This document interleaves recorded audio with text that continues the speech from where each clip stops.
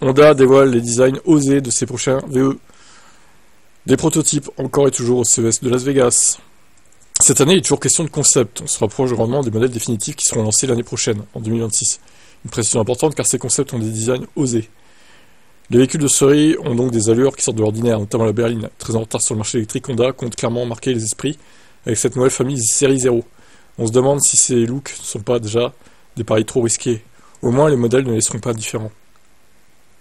Sans plus attendre, nous allons découvrir les quelques photos de ces véhicules. Waouh! Ça fait un cul énorme, hein. Clairement là. Alors là, vous voyez une Lamborghini Honda, en fait, voilà, avec un cul. Oh ouais, non, l'arrière par contre, ça va pas. Il y a un problème avec l'arrière. L'avant, ça fait vraiment penser à Lamborghini pour le coup, mais je sais pas quoi en penser quoi.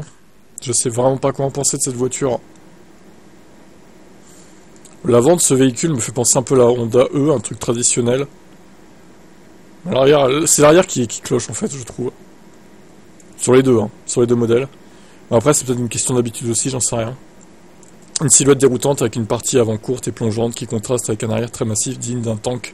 La berline a toutefois une faible hauteur. La marque promet quand même un bon espace à bord, grâce notamment à un plancher moins haut que sur d'autres modèles électriques après un travail d'épaisseur de la batterie. Sans surprise, la planche de bord de ces modèles est bardée d'écrans. Les autos de la série 0 sont équipées de l'Asimo OS, un système d'exploitation du véhicule d'origine mis au point par Honda.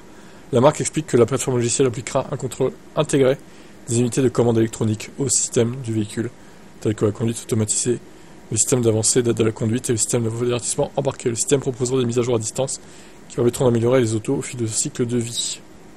La série 0 aura aussi pour mission de faire avancer Honda dans la conduite autonome. Ces véhicules visent le niveau 3, niveau dans lequel la voiture se charge de la conduite, permettant ainsi à un conducteur humain de se consacrer à une tâche secondaire. Donc regarder un film, bouiner sur le téléphone, etc. quoi. Si Honda commencera avec une technologie sans regard disponible en cas d'embouteillage sur les autoroutes et progression au fur et à mesure, les deux premiers véhicules seront lancés aux US en 2026 et en Europe peut-être 2027 et quelques. Dans 2 ans quoi. Bon bah pas d'infos sur les capacités de batterie, la recharge, les tarifs éventuels. Vu que c'est du Honda, à mon avis ça va pas être donné. Ouais, bon, j'attends de voir les modèles définitifs. Est-ce qu'ils seront un peu différents ou est-ce qu'ils vont encore être stylés? À vous de me dire ce que vous en pensez en commentaire.